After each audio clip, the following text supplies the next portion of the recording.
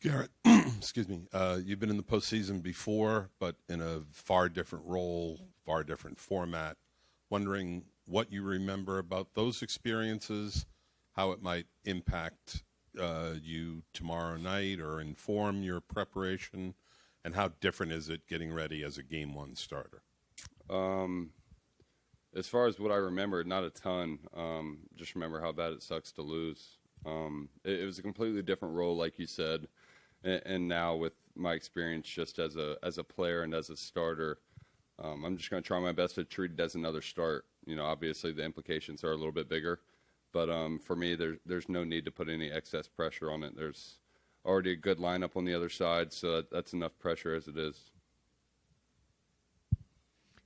Garrett, could you have imagined being in this position a year ago? Yeah, definitely. I think that I've always had a lot of self-belief, and I always wanted to be this guy that could throw Game 1 of a playoff series. So to be here now comes as no surprise. Garrett, what is your earliest memory of a Yankee-Red Sox game that maybe you watched, and just wonder what you took from it and if you ever envisioned yourself being in the middle of it?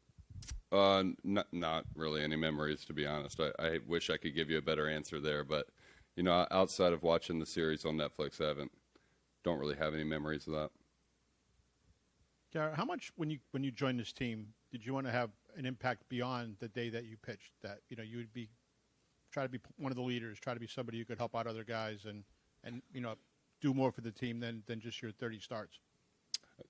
You know, it feels like we have 26 guys that feel the same way.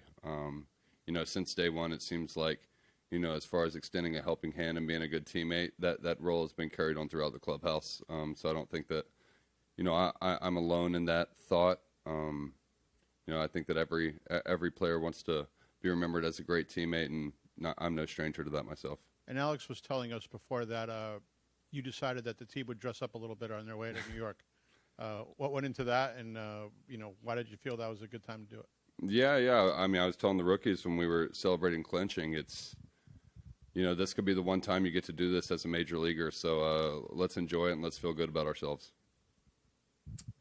Garrett, Lucas has been such a big part of this team all year. Alex just told us he's having some elbow issues and won't be in the series. How much are you hoping everything's okay with him, and what's your concern level for your teammate? Yeah, I think that we're all thinking about Lucas. There's never a good time for it, but this is a tough time for it. It's a big blow. He's a great arm, and I think that he strikes fear in opposing lineups. So we'll be missing him. He'll be in the dugout with us. So, and he's a great teammate and a guy that has a lot of experience. So I think that his mind will lend us a helping hand. But yeah, we'll be missing him for sure. Garrett, in the back, what will your emotions be like when you step onto the mound for that first pitch coming up in Game 1? How much have you dreamed of this, and how much fun is it combined with business? Yeah, it's fun. It's exciting. Hard to know what my emotions will be like until it happens. But right now, like I said, I'm just trying to treat it like it's another start. I've pitched here twice already this year and faced this lineup 4 times. I don't want to say it's comfortable because it's a tough opposing lineup, but there's a sense of comfort there and just knowing the faces that I'm going to be going up against. So for me, it's just taking it one pitch at a time and trying to get as deep into the ball game as I can. With Giolito out, Alex Scorer just said that some of those young pitchers might be candidates for that Wednesday game. What have you enjoyed most about seeing Early and Harrison? What makes them special? Obviously, Early has some really good swing and miss stuff. Like, what have you liked from them?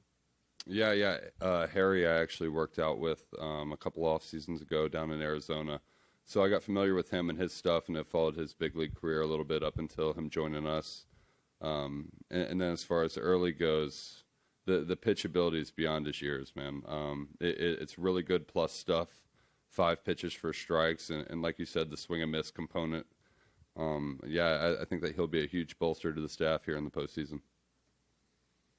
Garrett, on sending the text to Alex about the attire, what is it about the dress that made you think that changes the mindset or affects it?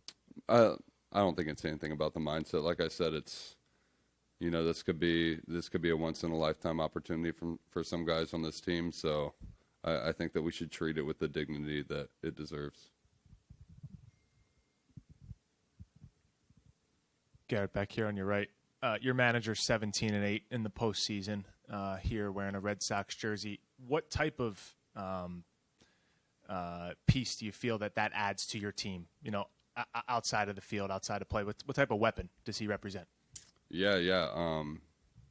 You know, with experience, you know, I feel like you just continue to gain more and more composure in the situations that require it the most. Obviously, you know, he won a ring here, and he knows what it takes. You know, Bregman, Lowe, those guys know what it takes as well. Ultimately, at the end of the day, it's on us as the players to get the job done. But he's put us in positions to succeed all year long, and you know, I look forward to playing for him here in the postseason. Garrett, in terms of years, you're not that much older than some of these rookie pitchers that we're talking about, but in terms of major league experience, you're years ahead of them. When you look at, you know, being a rookie and your journey to get here, game one starter, the rivalry, how would you describe that journey? You know, I was a product of a very fortunate circumstance when COVID hit, being on a team that was making a postseason push. So my major league experience was, you know, I think a lot different than others, of course. You know, obviously I got a lot of time on the IL as well, so it's a little bit different. But for me, it was, you know, I knew that I had the stuff to belong, and that's kind of what I see in Early. When Early came up, it was a sense of comfortability and who he was. Not in a boisterous way where he's being loud in the clubhouse, but just more so in that he knows who he is. And I think that you could see that in Harrison as well. And in Tolle, he's definitely finding his way as he continues to integrate the curveball and the changeup and the off-speed offerings a little bit more into his arsenal. But I don't think it's all too different than these other guys. You know, everyone's got their own journey, and at the end of the day, it's, you know, when the lights come on, who are you going to be that day? You know, I could go out there and suck, and all of a sudden my experience doesn't matter, and those guys could shine, and everyone may be shocked or surprised, but it's just who those guys are, and it's who I am. So I don't think that it's necessarily a black and white thing like that. Garrett, along those lines, you've had your regular season routine, and you mentioned that you faced these guys numerous times. From a game planning standpoint, how are you going to go into this start? Will you lean back on that experience, or will you approach it with fresh new eyes? No, I think that you're always citing previous at-bats. You know, like you said, 4 starts against these guys, so I have a lot of at-bats to cite. But for me, too, at the end of the day, it's what am I most confident in the moment? It could be a pitch I haven't thrown to a guy all year, but if I see an opening for it, I'm going to attack.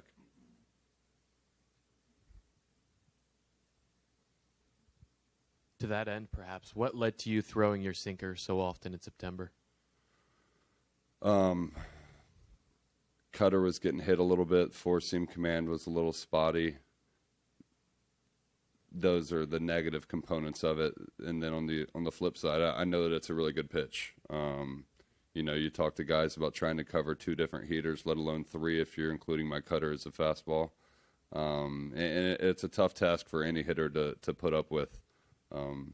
You know, especially when we're at Fenway with the short wall there in left field. I feel like the sinker's kind of just, you know, when I would be behind in the count and I don't want a guy to pull it for a homer, I'm going to throw the sinker, and it's been very effective for me.